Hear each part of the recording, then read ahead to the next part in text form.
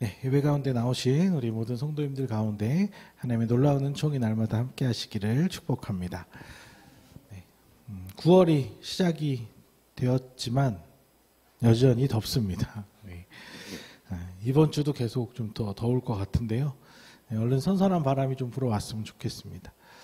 우리의 영혼에도 마찬가지로 이 뙤약볕 같은 삶의 문제들은 속히 지나가고 가을바람 같은 하나님의 선물이 불어오기를 주님의 이름으로 축복합니다. 새롭게 시작한 9월 한 달은 우리가 은혜에 대한 주제로 함께 말씀을 나누려고 하는데요. 하나님께서 베풀어 주신 그 은혜의 의미에 대해서 깊이 묵상해 보면서 그 은혜를 풍성하게 누릴 수 있는 복된 한 달이 되었으면 좋겠습니다. 지난번에 제가 이렇게 쇼츠 영상을 이렇게 보다가 흥미있는 주제를 하나 발견을 했어요. 그게 뭐였냐면 세바시 인생 질문이라는 컨텐츠에 올라온 영상인데 제목이 이렇게 확 눈길을 끌었습니다. 뭐냐면 쓰면 쓸수록 무식해지는 단어. 뭘까요? 쓰면 쓸수록 무식해지는 단어.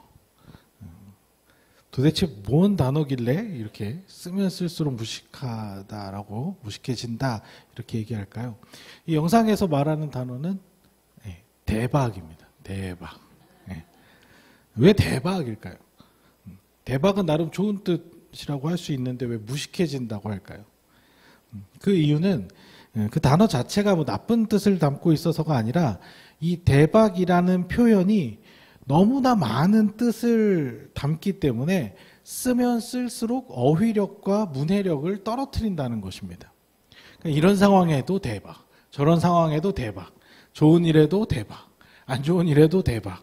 그냥 다 대박이라는 표현으로 그냥 통일시켜 버리다 보니까 더 세밀하고 정확하게 표현하는 방법을 잃어버린다는 것이죠. 여러 의미들을 다양하게 표현할 수 있는데 와 좋겠다, 기쁘겠다, 잘된 일이다, 너무너무 축하한다 뿐만 아니라 당황스럽겠다, 너무 안 됐다, 어떻게 하면 좋니, 이 모든 걸 다 그냥 대박 이걸로 끝내버리는. 물론 이제 친한 사람들끼리 뭐 그렇게 얘기를 해도 소통은 되겠죠. 그 서로의 마음을 충분히 잘 아는 사이에서는 충분히 공감은 할 수 있겠지만 중요한 것은 내 그런 표현 능력들은 점점 떨어지게 된다는 것이죠. 그래서 내 마음을, 내 감정을 더 명확하게 상대방에게 전달하기 어려워진다는 거예요.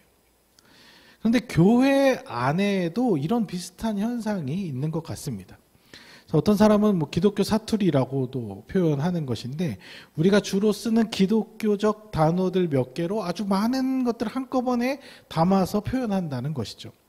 뭐 예를 들면 다 하나님의 뜻이야, 하나님의 섭리야, 하나님의 인도하심이야 이런 표현이라든지 그냥 믿으면 돼. 그래서 그냥 성경 말씀이 그런 의미가 아닌데 그냥 믿음, 소망, 사랑 이걸로 그냥 다 그냥 표현해 버리는 거죠.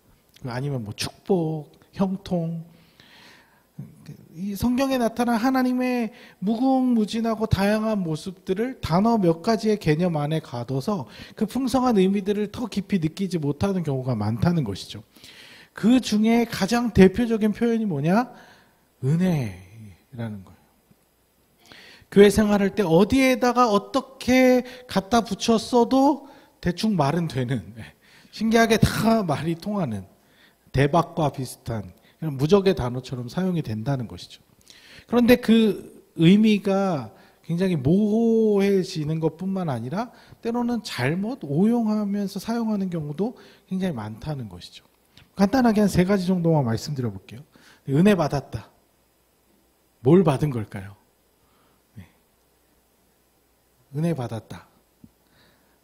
이 말은 때로는 감동받았다라든지 아니면 뭔가를 깨달았다든지 뭔가 느낌이 너무 좋았다. 심지어는 소름 돋았다.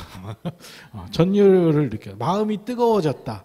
등등의 의미가 다 들어있는데 뭘 얘기하는지는 그 사람만 알아요. 정확히 뭘 얘기하는지. 두 번째는요. 은혜롭다라는 표현인데요. 은혜롭다. 무슨 뜻이에요? 꽤 만족스럽다. 평화롭게 뭔가 잘 흘러가고 있다. 내지는 계획대로 잘 진행되고 있다. 생각보다 잘 풀리고 있다. 뭐 이런 의미. 그게 그런 의미가 맞을까요? 또 세 번째로는 은혜로 하자. 이 말이 담고 있는 거는 우리 너무 빡빡하게 하지 말고 좋게 하자. 충분히 했으니 우리는 할 만큼 했으니 나머지는 하나님께 맡기고 그만하자. 약간 이런 의미로 사용이 되기도 하죠. 왜 이런 표현들이 다 은혜라는 단어로 표현이 될까요? 그리고 그건 정말 정확한 표현이 맞을까요?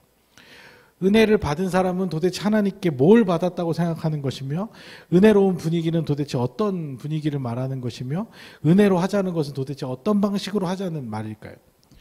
때로는 이 의미에 대해서 같은 말을 하고 있는데 서로가 다르게 이해를 하고, 그래서 소통의 오류가 발생하므로 괜한 오해가 쌓이기도 하고 마음이 상하기도 하고, 난 더 지금 뭔가를 준비해야 될 것 같은데 하나님께서 그걸 원하시는 것 같은데 이쪽에서는 그냥 그만하자는 의미로 은혜로 하자 이러면, 뭐 누구는 은혜로 안 하나? 나도 지금 은혜로, 이러면서 소통의 오류가 생길 수 있다는 거죠. 이제 그런 의미에서 우리가 이번 한 달 동안은 성경에서 말하는 은혜의 의미는 과연 무엇이고, 우리는 그 단어를 어떻게 이해하고 사용해야 할 것인지, 그리고 진짜 우리가 붙잡아야 할 은혜의 의미는 무엇인지에 대해서 좀 다양한 관점으로 생각해보는 시간을 갖고자 합니다. 네, 그렇다면 우리 성도님들, 은혜 받을 준비 되셨습니까? 진짜 하나님의 은혜가 무엇인지 한번 그 안으로 들어가 보겠습니다. 먼저 단어적인 의미부터 또 우리 늘 하듯이 좀 살펴보죠. 사전에는, 우리 이제 기독교 사전 말고 그냥 일반 표준 국어 대사전에는 뭐라고 표현하냐면 고맙게 베풀어주는 신세나 혜택, 그리고 그것을 하느님 또는 하나님 또는 부처님의 은총이다, 뭐 이렇게 정의를 하고 있습니다. 그러니까 이걸 다시 우리식으로 이제 정리를 해보면 하나님께서 베풀어 주시는 혜택이라고 할 수 있습니다. 그것을 또 더 쉬운 말로 바꿔보면 하나님께 값없이 받은 선물, 이렇게 표현할 수 있을 것 같습니다. 뭘 받았냐? 무슨 선물을 받았냐? 그 받은 선물이 뭐 여러 가지가 있겠지만 그 중에 가장 핵심, 가장 중요한 것은 바로 구원이죠. 구원의 선물입니다. 죄로 인해 죽을 수밖에 없는 우리들에게 새로운 기회를 주신 것, 새로운 생명의 기회를 주신 것, 그 자체가 우리에게는 엄청난 선물이고 놀라운 혜택이고 도저히 갚을 수 없는 신세를 진 것이죠. 오늘 본문 말씀의 의미가 바로 이런 것입니다. 다시 한번 읽어보겠습니다. 너희는 그 은혜에 의하여 믿음으로 말미암아 구원을 받았으니 이것은 너희에게서 난 것이 아니요 하나님의 선물이라. 이 우리가 받은 이 구원의 혜택, 이 한 가지만으로 우리는 사실 모든 것을 얻은 것이나 다름이 없습니다. 왜냐하면 그 구원의 은혜로 인해 하나님과 우리의 관계가 깨어졌던, 관계가 개선되었고, 그로 인해 우리는 하나님 안에서 엄청난 그 이상의 것들을 또 누릴 수 있게 되었어요. 그러니까 여기가 출발점이고 사실 가장 근본이라는 것이죠. 그렇기 때문에 우리가 구원받은 이후로 우리가 하나님의 자녀로서 누리는 모든 것들, 모든 혜택들이 다 그 은혜의 영역 안에 있는 일들이라고 할 수 있는 것이죠. 그러니까 굉장히 이 범위가 넓다 보니까 너무 추상적인 의미가 되긴 하지만 분명히 거기서부터 출발한다는 거예요. 우리가 숨쉬며 살아있는 것부터 시작해서 우리의 일상을 살 수 있는 것, 잠을 자고 일어나는 것, 사람을 만나 관계를 맺을 수 있는 것, 이 모든 것이 예전이랑 사실 다 똑같지만 그 전에는 우리가 생명이 없는 자로서 그렇게 그냥 어쩔 수 없이 이유도 모른 채 살았지만 이제는 하나님께서 나를 창조하시고 잃어버렸던 우리를 다시 회복시켜 주셔서 새로운 기회를 주셨다는 것, 이런 것들을 깨닫고 나면 그 우리의 삶의 모든 순간들이 다, 그래서 그렇게 찬양하잖아요. 우리가 모든 것이 은혜 다, 모든 것이, 가사가 뭐 더 갖다 붙이려면 더 갖다 붙일 수 있어요. 모든 것이 다 은혜입니다. 표현할 수 있는 거죠. 그러니까 이것은 결국에 우리가 이 말을 다른 표현으로 하면 하나님 덕분이야, 하나님의 선물이야, 하나님의 혜택이야, 이런 뜻이죠. 그래서 은혜 받았다는 말은 우리의 삶이 그 안에, 그 혜택 안에 있다. 이런 말이고, 은혜롭다라는 말은 모든 상황이 그렇게 하나님 덕분에 모든 것이 유지되는구나. 은혜로 하자라는 것은 하나님 중심으로 해보자. 하나님의 도움을 기대해보자. 하나님 안에서 해보자. 이런 의미로 사용돼야 하는 것이죠. 그 이상의 어떤 의미를 담는 것은 다른 오해의 소지를 일으킬 수 있기 때문에 조금 더 구체적인 다른 말로도 충분히 표현할 수 있다는 것이죠. 특히 우리가 조심해야 될 부분은 뭐냐면, 은혜를 우리가 받는 수혜자잖아요. 은혜를 받는 우리가 그 은혜의 가치에 대해서 너무 가볍게 여기거나 쉽게 생각하는 태도를 가져서는 안 된다는 것입니다.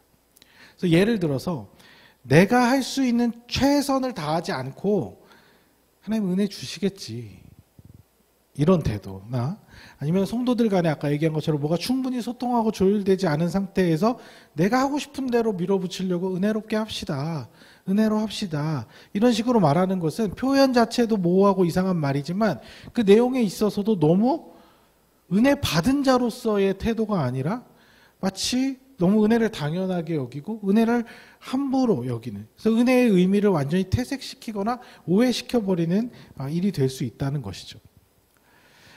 앞서서 은혜의 의미를 우리가 교리적으로 설명할 때 하나님께 값없이 받은 선물이다라고 했는데, 이 말은 왜 값없이 받은 선물이냐? 우리가 그 구원을 완성하는 데 있어서, 구원을 이뤄가는 데 있어서 우리가 할 수 있는 것들이 거의 없기 때문입니다. 그래서 그렇게 표현할 수밖에 없어요. 내가 값을 치를 수 있는 능력이 안 되기 때문에 값없이 받을 수밖에 없는 것이죠. 그런데 그렇다고 우리가 받은 구원이 쉬운 것이냐, 가벼운 것이냐, 그건 아니라는 것이죠. 근데 그렇게 오해하는 사람이 있어요. 값 없는 은혜를 오해해서 싸구려 은혜로 생각하는 사람들이 있다는 거예요. 아니요, 절대 그렇지 않아요. 값이 없지 않아요. 값을 내가 안 치렀다는 것이지 원래부터 값어치가 없었다는 의미는 아니라는 거예요. 우리가 받은 구원이 싸구려 공짜가 아니라는 거예요. 그냥 마음으로 그래 믿으면 천국 가지, 그냥 이렇게 가볍게 생각한다고 되는 문제가 아니라는 거예요.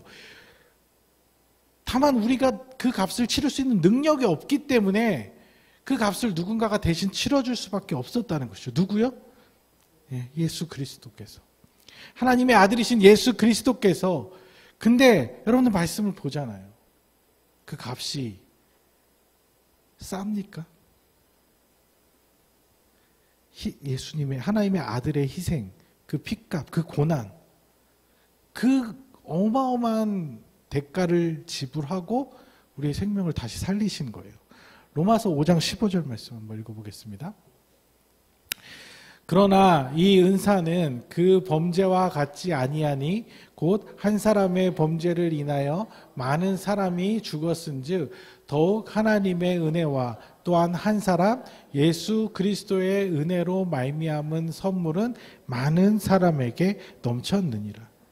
공짜가 아니라는 거죠. 싸구려가 아니라는 거죠. 가끔 이거 굉장히 미숙한 태도인 거죠. 이 아무 그런 뭐 돈 이런 거 계산 아무것도 못하는 아주 어린 애들은 엄마가 아무리 비싼 걸 사줘도 그 가치를 모르거든요. 그냥 엄청 정말 구하기 힘든 어려운 걸 갖다 줘도 그냥 아빠가 사준 거니까 그냥 내 거고 그냥 내 마음대로 하잖아요. 그런 아주 미숙한 생각이라는 것이죠. 그래서 저는 사실 이 값없이 받는 선물이라는 표현보다 저는 뜻밖의 선물이라는 표현이 더 와닿는 것 같아요. 원래 우리는 받을 수가 없었던 건데, 원래는 저것은 내가 누릴 수 있었던 것이 전혀 아닌데 뜻밖의, 정말 내가 계획하고 내가 생각할 수 없는 그런 상황 속에서 하나님께서 뜻밖의 선물을 우리에게 주신 것이죠. 인간 스스로가 하나님을 버리고 떠났잖아요. 그러니까 우리는 어떻게 할 수 있는 게 없어요. 돌아가고 싶어도 염치가 없어서 돌아갈 수가 없는 상태였는데 죄로 인해 피폐해져가는 우리들이 너무 불쌍하고 안타까워서 엄청나게 마음이 넓고 넓으신 그 아량으로 우리를 하나님께서 다시 품어주신 거잖아요. 예수님의 생명이라는 엄청난 대가를 생각했을 때 말까? 그냥 폐기할까? 다시 창조할까? 이러지 않으시고 예수님의 그 생명을 엄청난 대가로 기꺼이 치르심으로 완전히 끝난 것 같은 우리를 다시 살게 하신 것입니다. 그러니까 우리 입장에서는 감히 기대조차 할 수 없었던, 그러니까 좀 부탁하거나 어떻게 말도 꺼낼 수 없었던, 아니면 내가 하나님 나 다시 살려주시면 어떨까 생각하는 것만으로도 정말 죄송하고 미안한 그런 뜻밖의 선물을 우리에게 베풀어 주신 그런 의미라는 것이죠. 그러니까 이 은혜도 우리가 그동안 계속 다뤄왔던 것처럼 다른 두 주제들과 마찬가지로 하나님과 우리의 관계성으로부터 풀어가야 돼요. 은혜라는 것은요, 이렇게 조금 오용할 때 이렇게 생각하는 사람, 은혜는 나에게 일어나는 그 좋은 혜택들, 하나님 주신 좋은 혜택들, 이렇게만 생각해. 이게 뭐 형통이랑도 비슷하고 축복이랑도 비슷하고 그냥 나한테 일어나는 좋은 일들은 다 그게 은혜다 이렇게 생각하는데 그런 의미가 아니에요. 그 핵심에는 이 깨어진 관계를 다시 회복시켜 주신 하나님의 수고와 노력, 그걸로 인해서 다시 맺어진 하나님과 나와의 화목한 관계, 거기에 기반한다는 것이죠. 우리에게 끝없이 사랑을 베푸시기만 하는 하나님께서 늘 문제만 일으키고 사고 뭉친 우리 인간들에게 무한한 사랑을 일방적으로 베풀고 있는 이 관계성을 결코 잊어서는 안 된다는 것입니다. 그러니까 우리가 은혜라는 이 단어, 이 말을 할 때, 이 개념을 생각할 때 중요하게 생각해야 될 게 뭐냐면 은혜의 주어는 항상 하나님이어야 된다는 거예요. 은혜의 주체는 언제나 하나님이셔야 합니다. 그러니까 어쩌면 은혜를 구한다는 말도 굉장히 염치 없는 말이에요. 왜냐하면 내가 구한다고 얻을 수 있는 게 아니거든요. 그리고 우리는 그걸 구할 어떤 자격이 안 되거든요. 하나님께서 우리에게 은혜를 그저 베풀어 주시면 너무 고맙습니다 하고 그냥 받을 수밖에 없는 거지, 어떻게 우리가 감히 하나님께 우리의 입맛대로 이렇게 해달라 저렇게 해달라 요구할 수가 있겠습니까? 원래 은혜라는 말 자체가 이 수혜자가 주체가 될 수가 없는 말이에요. 예를 들어보면 이런 거죠. 제가 주민복지센터에 가갖고 도움을 구하는 거죠. 나 힘들어 죽겠어요. 은혜 베푸세요.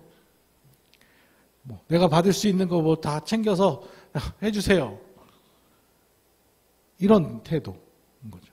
아니면 제가 큰 교회, 대형 교회 어디 하나 찾아가서 담임 목사님실 뚝뚝 들이, 저 개척교회 목사입니다. 좀 도와주세요. 힘들어 죽겠어요. 이게 이럴 수 있습니까?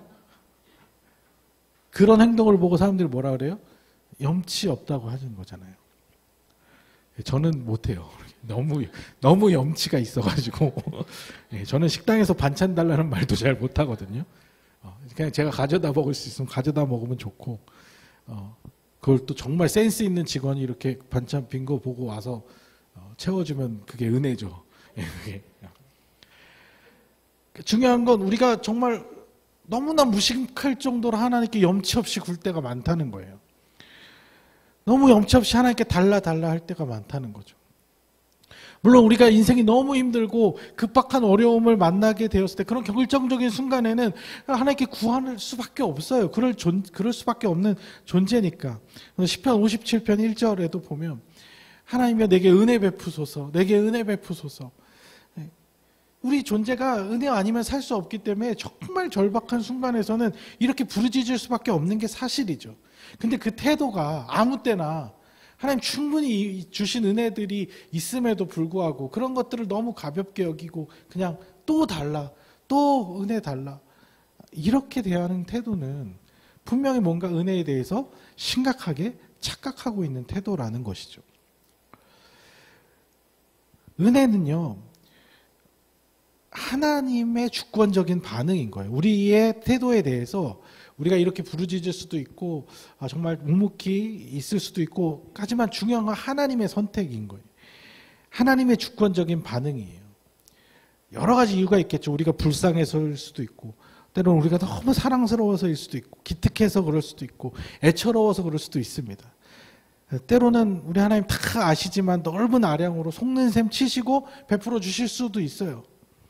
중요한 것은 내 계획과 바램과 뜻과 의지대로 얻어내는 그런 것이 아니라 그냥 하나님께서 무엇을 주시든지 어떤 방식으로 주시든지 얼만큼 주시든지 그냥 다 전부 하나님의 주권적인 의지에 따라 달려있는 거고 우리는 그냥 그저 그 은혜를 받았을 때 감사할 수밖에 없다는 것이죠. 어쩌면 우리가 하나님께 무엇인가 막 특단한 은혜를 구하지 않았어도 매일매일 우리가 하나님을 가까이 하고 하나님을 더 알고 싶어하고 하나님을 좋아하다 보면 하나님의 그 관계를 우리가 누리고 그렇게 살아가다 보면 생각지도 않은 뜻밖의 은혜를 하나님이 또 선물과 같이 베풀어 주실 수 있어요.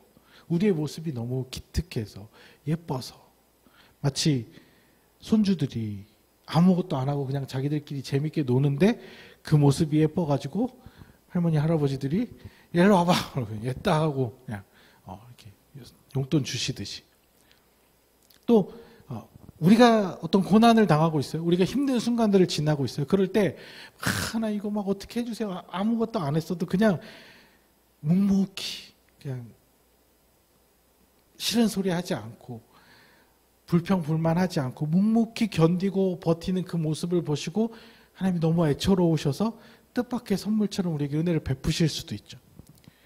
마치 고3 애들이나 아니면 군대 가 있는 조카들에게 이렇게 힘들지 하고 우리가 이렇게 용돈 지어주고 배달의 민족 쿠폰 이렇게 딱 보내는 거 그런 것처럼 우리가 어떻게 할 수 있는 게 아니라 베푸는 사람의 의지대로 가는 거예요. 하나님의 의지로 베풀어 주는 거예요. 우리는 그저 뭘 해야 되냐면 하나님을 가까이 하고 하나님을 더 사랑하고 하나님의 그 관계를 누리고 있으면 나머지는 다 채워주시잖아요. 그게 은혜인 겁니다. 그런데 우리가 그 은혜들을 너무 당연하게 여기고 가볍게 여기고 더 나아가서는 마치 내가 주도권을 가진 것처럼 요구한다면 왜 안 주십니까? 은혜 주실 때가 된 것 같은데요. 사실 하나님 입장에서는 참 그래? 좀 더 기다려봐 그러면 얼마든지 그러실 수 있는 상황이라는 거죠. 이미 우리를 살려주신 그 은혜만 해도 다 죽어가는 우리를 살게 해주신 것만으로도 이미 하나님 하실 일은 다 하신 겁니다. 은혜 받을 위치에 있는 존재가 은혜 베푸는 존재에게 함부로 하는 것 자체가 정말 말도 안 되고 웃기는 일이라는 것이죠. 사실 우리는 하나님 나라 가는 그날까지 하나님께서 더 이상의 어떤 은혜도 베푸시지 않는다고 해서 우리가 하나님께 서운하게 생각할 것이 없습니다. 오히려 우리는 살려주신 그 은혜에 더 보답하며 살려고 힘써야 되는 게 마땅한 것이죠. 그럼에도 불구하고 하나님께서는 우리를 너무나 아끼셔서 은혜 베푸시기를 좋아하시는 분이십니다. 시편 103편 8절 읽어보겠습니다. 여호와는 긍휼이 많으시고 은혜로우시며 노하기를 더디하시고 인자하심이 풍부하시도다. 우리에게 더 은혜 베푸시기를 좋아하시는 분이에요. 아주 넉넉하시고 여유로우신 아버지죠. 얼마나 감사한 일입니까? 우리가 조금만 하나님 보시기에 흡족한 일을 해도 이것저것 다 알아서 챙겨주시는 분이십니다. 이렇게 인자하신 하나님이시라도 우리가 교만한 태도로 자신의 분수를 잊어버리고 우리에게 당연한 것처럼 은혜를 요구할 때 하나님은 또 그것을 잠시 멈추실 수도 있는 것이죠. 왜냐? 하나님은 우리와의 관계를 바로 세워가기를 원하시기 때문에 그 관계를 어그러뜨리고 망치고 싶지 않으시기 때문에. 왜냐? 이게 왜 망치는 일이 되냐? 부모 자식 간에도 생각해보면 그런 경우들이 많은데 부모님이 너무 헌신적이고 자식들한테 모든 걸 다 베풀잖아요. 자녀들이 버릇이 나빠질 뿐만 아니라 그 부모님이 하시는 것을 너무 당연하게 여겨버려요.